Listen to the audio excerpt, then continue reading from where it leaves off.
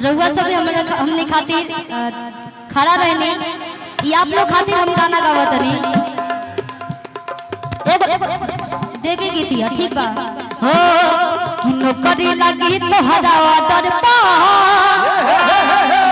अरे भेजी तो देवी माई दरपा। मन में था शुरुआत में कि हम गाएं आप लोग के लिए पुलिस दरोगा वाला उहे दरोगा वाला कि हमर सपना सतर नहीं कर दी हो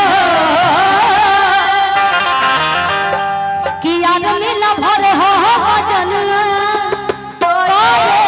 अर्जी हो कि देही पर चढ़ा दो देवी नहीं कर दी हो। एक लाख में चले के कि नौकरी लगी तो हजावा दरपा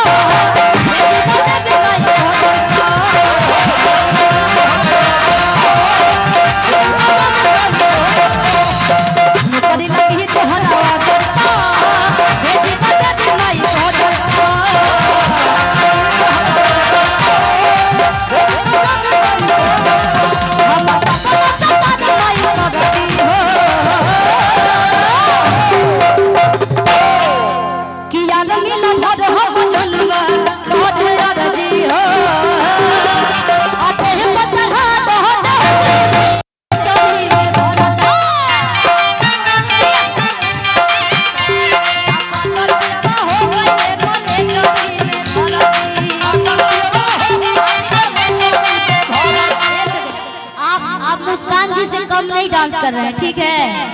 तो आमने सामने होके मुकाबला। आइए मुस्कान जी नया क्वालिटी आई तो आप लोग अगर नया क्वालिटी यहाँ के देखो तो थोड़ा सा ताली बजा दो भैया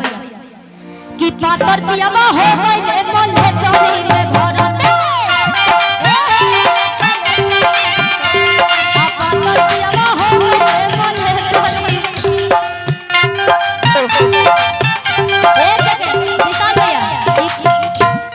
मुस्कान जी कहते हैं मजा ना आइला तो सुना ये स्टेप तू को के देखाबा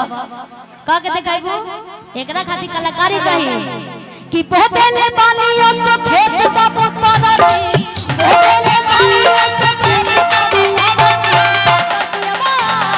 पातर पियावा हो गइले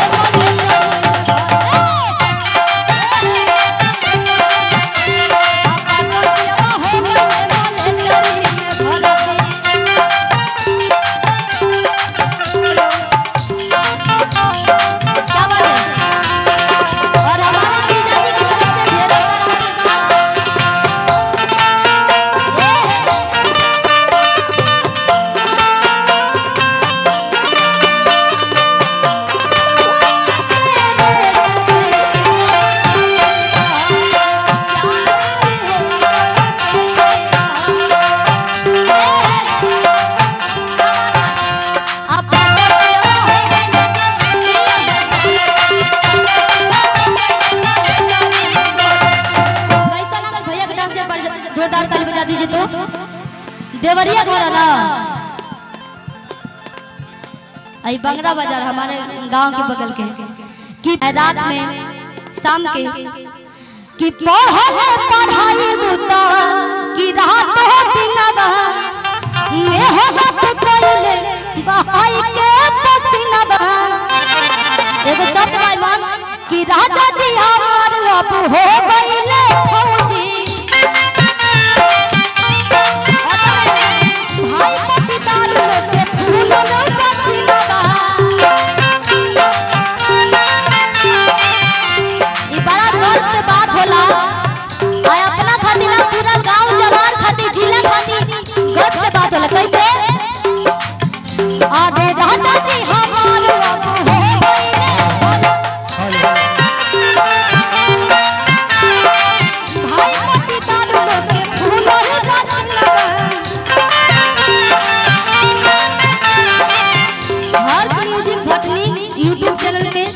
यूट्यूब चैनल मुलायम यादव जी की तरफ से और अरुण अकेला नाल वादक जी की तरफ से ढेरों सारा आशीर्वाद भैया के बार बार प्रणाम ने कहे था और रतिया कहतिया सब त्योहार में रहो सब त्योहार में रहो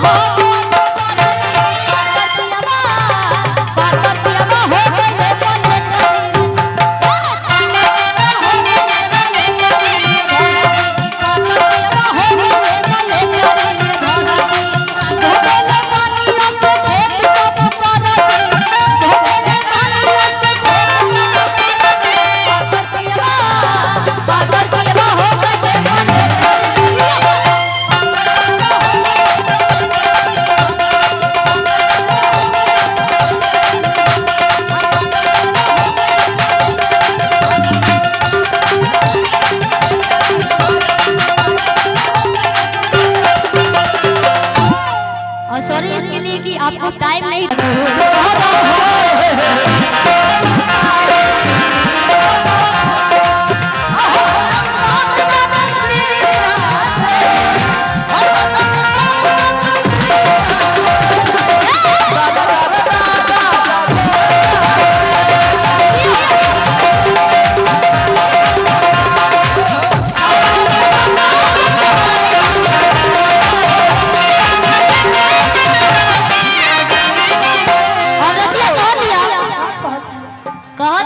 ये ट्रेंड चलता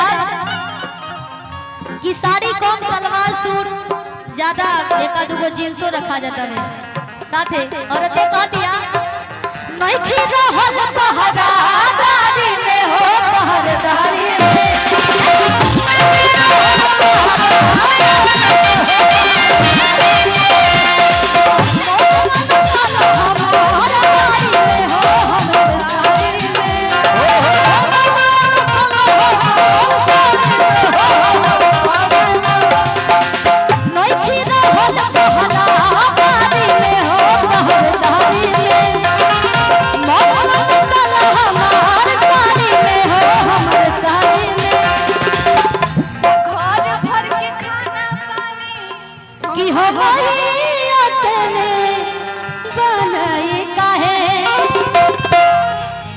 ज्यादा प्रेशर देम के कह दिलो जाले कहलो खा लो पिए लो हम आज ना खाए जाते नहीं सूते कैसे घर भर के खाना पानी हो भैया अकेले